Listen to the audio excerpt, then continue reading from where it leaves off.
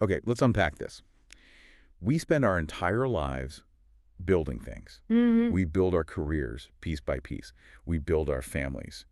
And physically, tangibly, we build a home. We do. You buy the house. It is usually the single biggest check anyone ever writes in their life. Oh, by far. It's the cornerstone of that old school American dream. It's, I don't know, the architectural drawing of stability. It is. It's the anchor. I mean, financially, it's usually the largest asset on the balance sheet. Right. But emotionally, it's where you put down roots. It's where the memories live. It's heavy. But then life happens. And Yeah. sometimes that happily ever after blueprint just hits a structural wall. It does. We are talking about divorce, but specifically we are diving into that incredibly high-stakes, messy intersection where heartbreak crashes headfirst into high finance. Which is a collision that catches almost everyone off guard. You prepare for the emotional fallout, maybe you prepare for the custody schedule, but the house. Yeah, the house. The house is this massive, immobile object sitting right in the middle of the battlefield. Exactly. Because when you think divorce, you think lawyers. You think arguments in a courtroom. Sure, the legal stuff. But there is a business deal happening inside the divorce that is arguably more complex than the divorce itself. It really is. We are diving into the world of divorce real estate. And this isn't just about putting a for sale sign in the yard. That's what people get so wrong. How so? They think, oh, we're splitting up. We'll just sell the house like we did the last one. But a divorce sale is a completely different beast. A different playbook. A completely different playbook. It has different rules, different traps, and the stakes are infinitely higher because if you mess it up, you aren't just losing profit, you're destroying the capital you need to start your new life. That is what we are digging into today.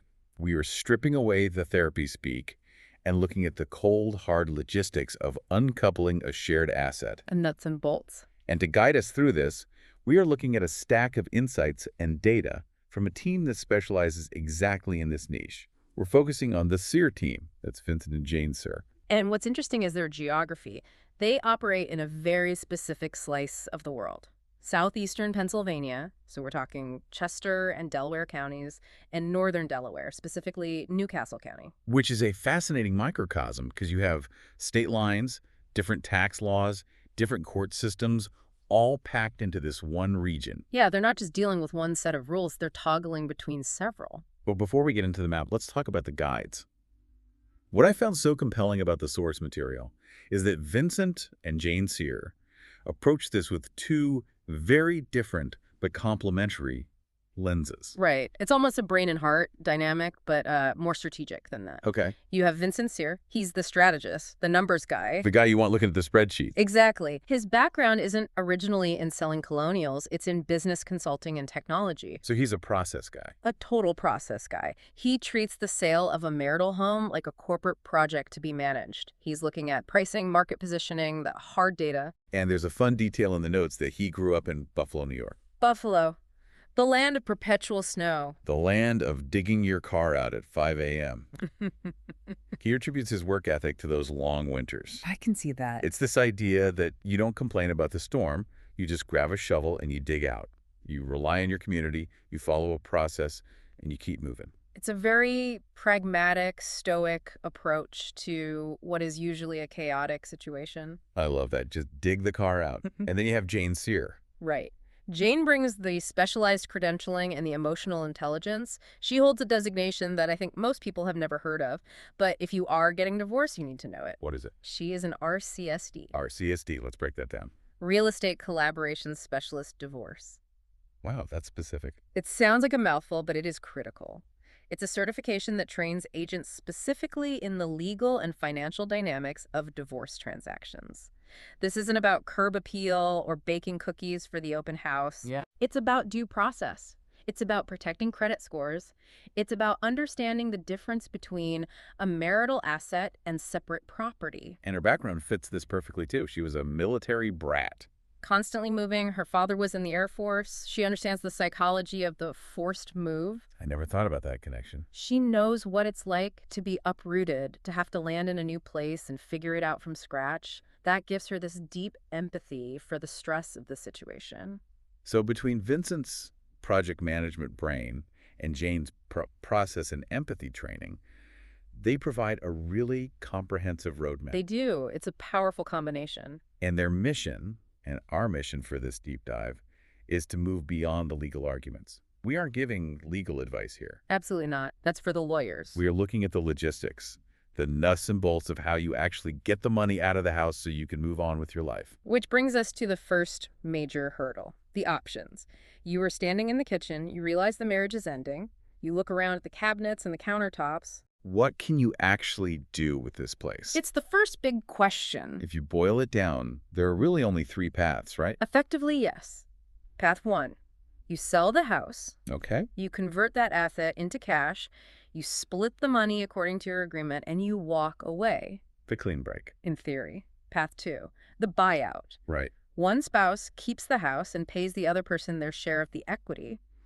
And path 3, the deferred sale or keeping it jointly. Okay, so that's like waiting. Exactly. Maybe you wait until the kids graduate or you wait for the market to turn. It's a holding pattern. Okay, so sell, buyout, or wait. That sounds simple enough. It sounds simple, but this is where the SEER team's material gets really interesting. They have this recurring theme, a phrase that pops up over and over in their advice.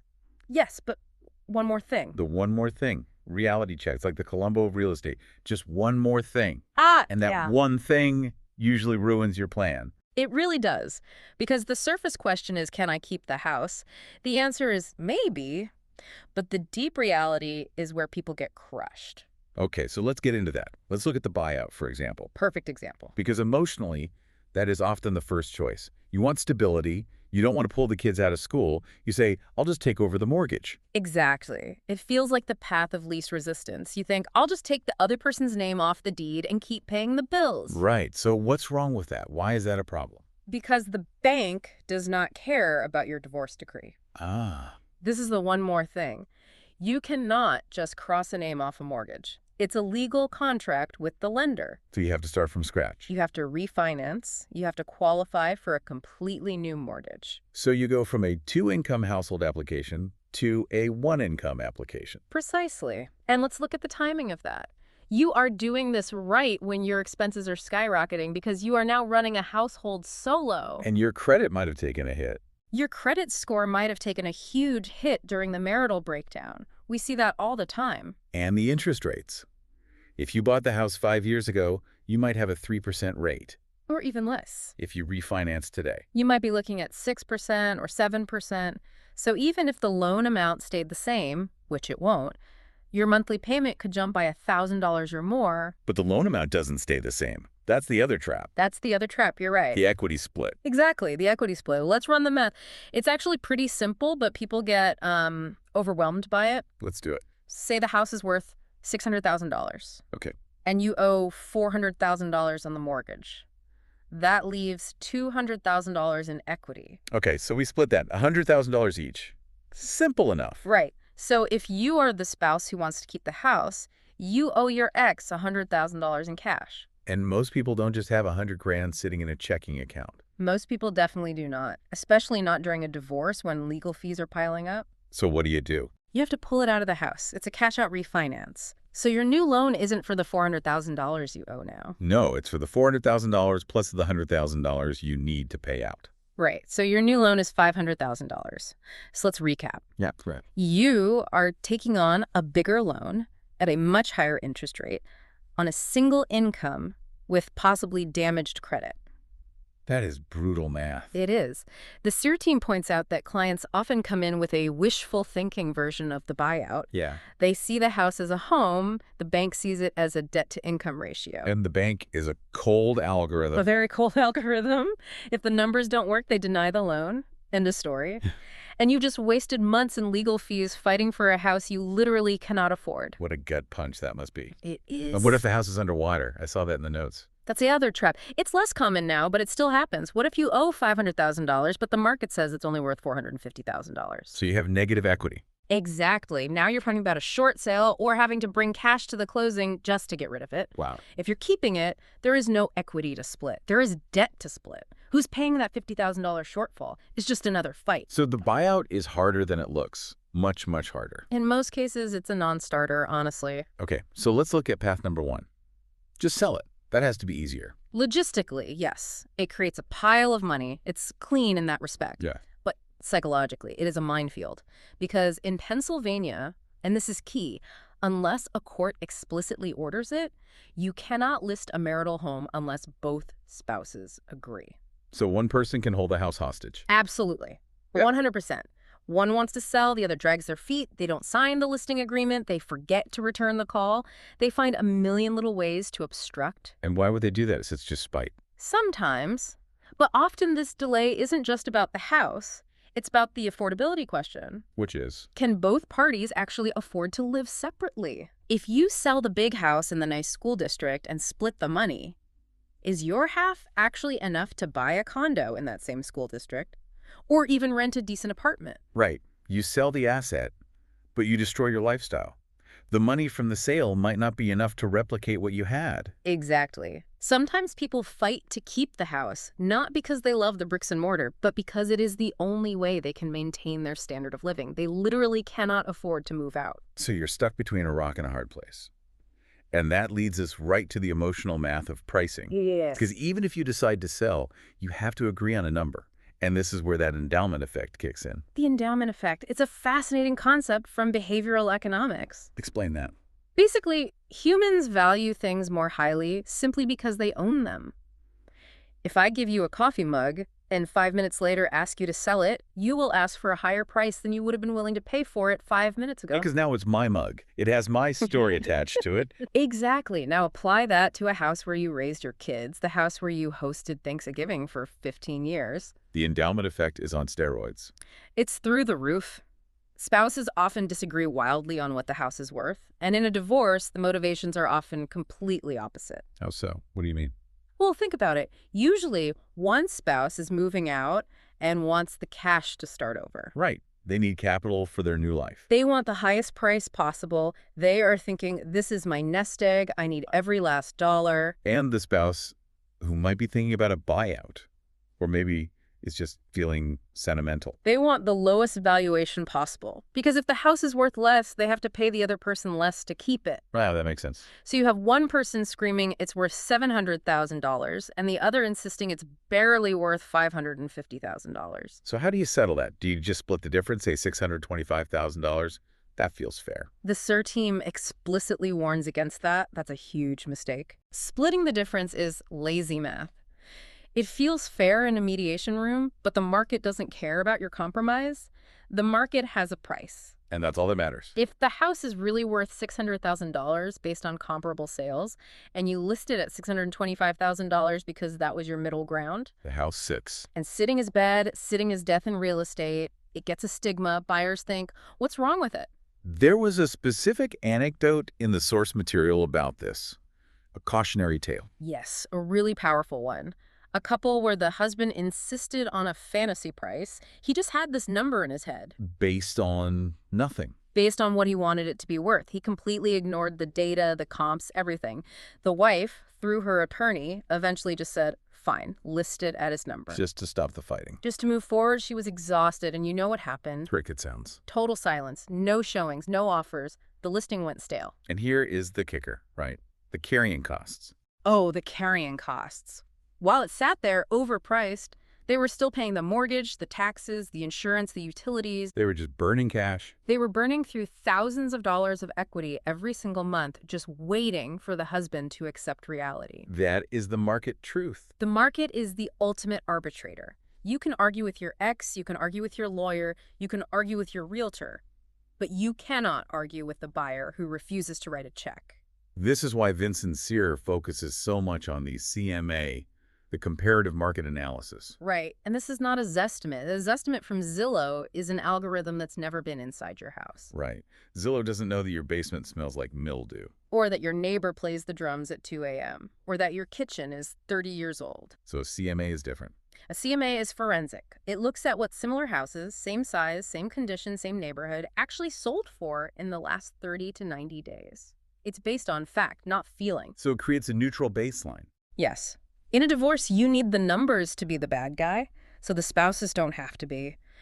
The agent can say, look, it's not me, it's not you, it's the market. This is what the data says. Okay, so let's assume we get past that. We agree on a price. Yeah. We list the house. Now we have to actually sell the thing. Right. In a normal sale, you tidy up, you leave the weekend, you sell it. But in a divorce, someone is often still living there. The occupied sale. This is section 3 of our deep dive, and honestly, it is where the horror stories often come from. I can imagine. It's the roommate from hell scenario. It can be, 100%. Imagine you are the occupying spouse.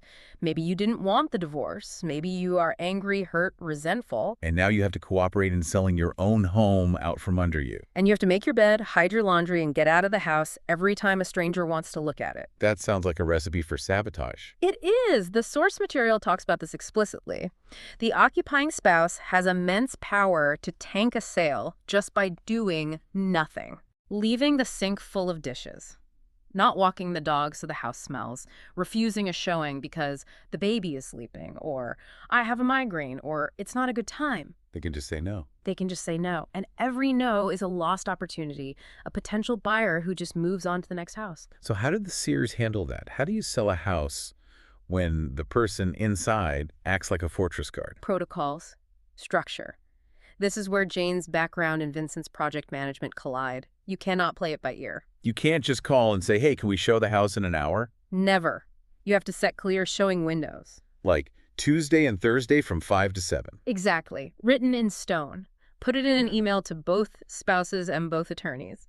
Tuesday, Thursday, and Saturday from 10 a.m. to 6 p.m., the house is available for showings with 2 hours notice. And the agent needs to be the enforcer. The agent needs to be the diplomat. They have to balance market exposure with livability. They have to say, look, we know you live here. We know this is incredibly difficult. It won't be a museum. But for the house to sell and for you to get your money, it needs to be accessible and reasonably tidy during these windows. It sounds like you need an agent who is part realtor, part referee, part therapist. You absolutely do.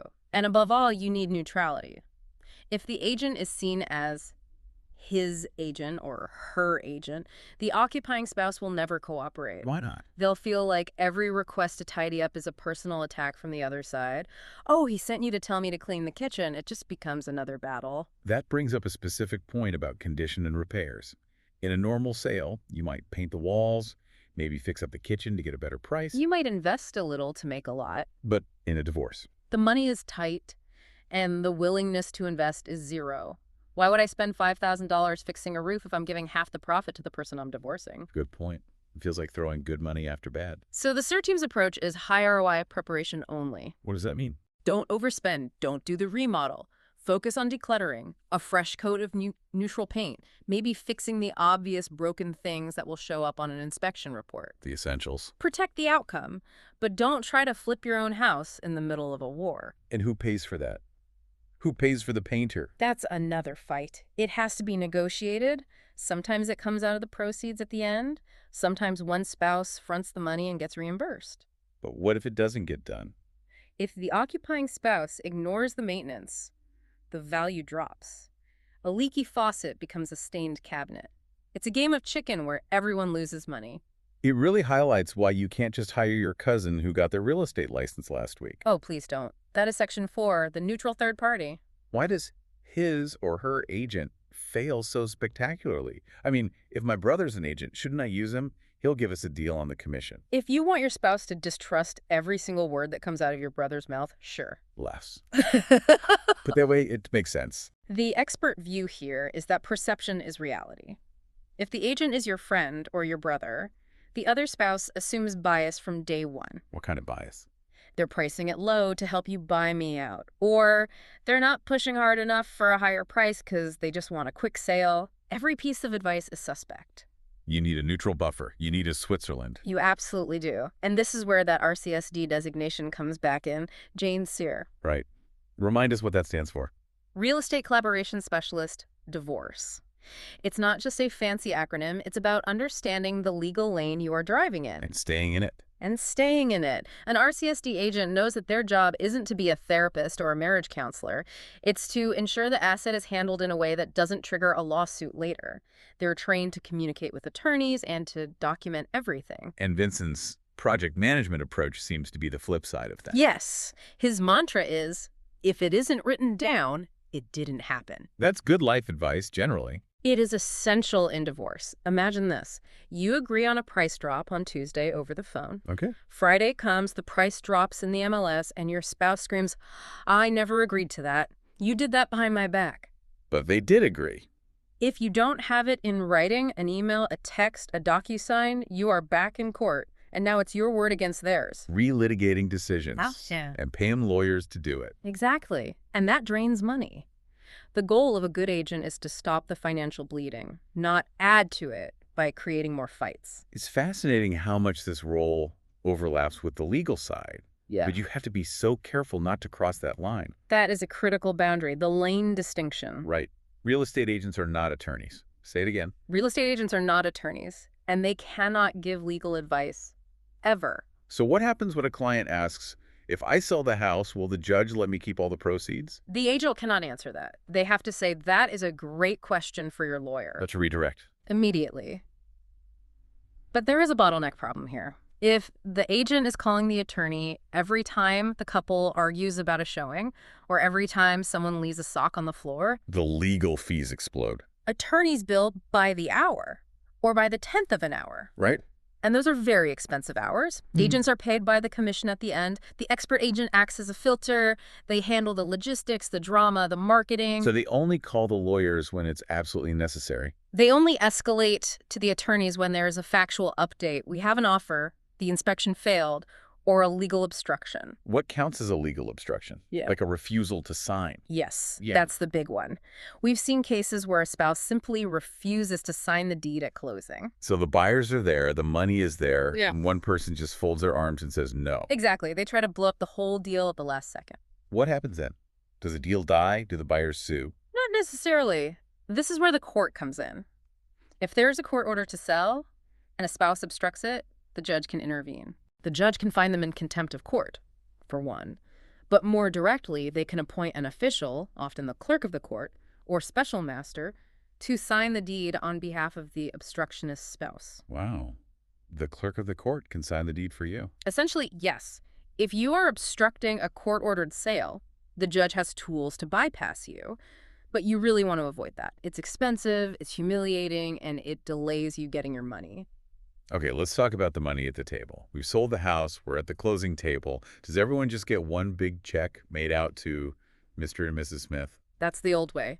And it's dangerous, Why? because then you have to go to the bank together, stand in the lobby, and fight over who gets what. It just creates another opportunity for a conflict. Awkward. Very. The source confirms, yes, title companies can and should split proceeds into separate accounts at closing. Spouse A gets a wire for their 50%. Spouse B gets a wire for their 50%. If. There has to be an if. If the divorce agreement or a court order specifies the numbers, the title company needs written instruction from the attorneys. They can't just take your word for it. They need a distribution order or a signed stipulation. And this is where knowing your net number matters so much. The net is everything. It's the only number that matters. People focus on the sale price. We sold for $500,000. Great. But you don't get $500,000. Not even close. After you pay off the mortgage, the realtor commissions, the state and local transfer taxes, the title fees, the repairs you had to make, what is actually left? Is there enough for a security deposit and first month's rent on a new apartment? Exactly. Vincent Sear helps sellers calculate that walkaway number early on what's called a net sheet. Because if you think you're getting $50,000 and you only get $12,000, your post-divorce plan just completely collapsed. No, we mentioned the geography earlier, Pennsylvania and Delaware. Are there really big differences? It's just a state line. Big differences. And this is why hyper-local knowledge matters so much. The source emphasizes that every county handles things differently. How so? Give me an example. Let's talk about municipal surprises. Yeah. In Pennsylvania, specifically in these boroughs in Chester and Delaware counties, you have something called the Use and Occupancy Permit, or UNO. UNO. What is that? It's a municipal inspection required before you can transfer the deed. The township inspector comes out and physically inspects the property for code violations. What are they looking for? Missing handrails on the stairs, cracks in the sidewalk, smoke detectors that aren't hardwired. Every township has its own checklist. And if you fail, You have to fix it before you can sell, or you have to escrow money for the buyer to do it. But in a divorce, who pays for the sidewalk repair? another fight. It's always another fight. And it's a surprise cost that can be thousands of dollars right before closing. And Delaware. In Delaware, specifically Newcastle County, the UNO process is different or non-existent in many areas, but the transfer taxes are much higher. Oh, And the attorney involvement is different. Delaware is an attorney settlement state, meaning lawyers are much more hands-on at the actual closing table than in Pennsylvania. So reading generic advice online is dangerous. It's worse than useless, it's misleading. You need to know what your local judge expects and what your local township requires. A tactic that works in Westchester might completely fail in Wilmington. Let's move to Section 6, timing the exit. This is the big strategic question. Do you sell before the divorce is final or wait until after? It's the classic dilemma. There are risks on both sides, and it's a huge point of contention. Okay, let's break it down. If you sell during the divorce proceedings, It's incredibly high stress. You are coordinating two complex legal processes at once, the divorce and the sale. right? Emotions are at their peak. You are literally negotiating a home inspection repair list while you are negotiating child custody. But the money is released sooner. You get the capital. Right. It creates liquidity to fund the divorce and the move. Yeah. But if you wait until after the divorce is final, you enter what I call the zombie zone. The zombies. You are divorced, you are legally single, but you are still financially tethered to this person because you still own a house together. Your financial lives are still linked. And who pays the mortgage in the zombie zone? That's the fight. The divorce decree will usually say who is responsible. Maybe one person lives there and pays it. But what if they don't? And here is the nuclear scenario regarding credit, right? The mortgage liability. This is maybe the single most misunderstood part of this whole process. Explain it. Correct. Let's say the judge orders your ex-husband to pay the mortgage until the house sells. Okay. He stops paying, he gets mad, or he loses his job, or he just decides not to, and he misses 3 payments in a row. But the judge said he has to pay. I have a court order. The bank doesn't care what the judge said. The bank didn't sign your divorce decree. The bank has a contract, the mortgage note, with both of you. So if both names are on the mortgage, If both names are on the mortgage note, both of you are 100% liable for 100% of the debt. It's called joint and several liability. so if the husband misses a payment, The wife's credit score tanks. Immediately. Late payments get reported for both of you. that is terrifying. Mm. You could be divorced for 2 years, think you're free and clear, and suddenly your credit is ruined because your ex lost his job. That is why the clean break selling or refinancing immediately is often the best financial advice, even if it's emotionally the hardest. Yeah. You need to sever that liability. You cannot rely on a court order to protect your FICO score from an angry or broke ex-spouse. This has been very heavy, but incredibly necessary. It is. It's about survival. It's about protecting your ability to start over. So if we look at the whole roadmap the SEER team provides, it seems to be this. Structure reduces stress. That's the entire takeaway. The most important step isn't putting the sign in the yard. It's all the pre-work. What do you mean? Determining the math. Can we actually afford a buyout? What is the real market value, not the fantasy value?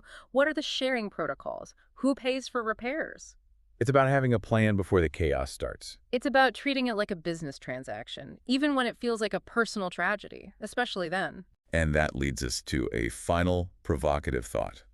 We've talked about numbers, logistics, courts. But it all comes down to a choice, a mindset. In a divorce, you are often fighting for your past. You're fighting about what happened, who gets credit for what, who gets the assets you built together. It's all rearview mirror stuff. But the house sale, that is the funding for your future. That's it right there. Exactly. Every dollar you lose because you stubbornly refused to tidy up for a showing, or because you insisted on an overpriced listing that sat for 6 months and ate up thousands in carrying costs. That is a dollar you are stealing from your future self, from your new beginning. You can win the argument and lose the bank account. And that is a very hollow victory. So the question for you, the listener, is this. Are you making decisions today to win the argument against your ex? Or are you making decisions to bankroll your life tomorrow? Choose the future. Every single time. Powerful stuff. If you are in this situation, specifically in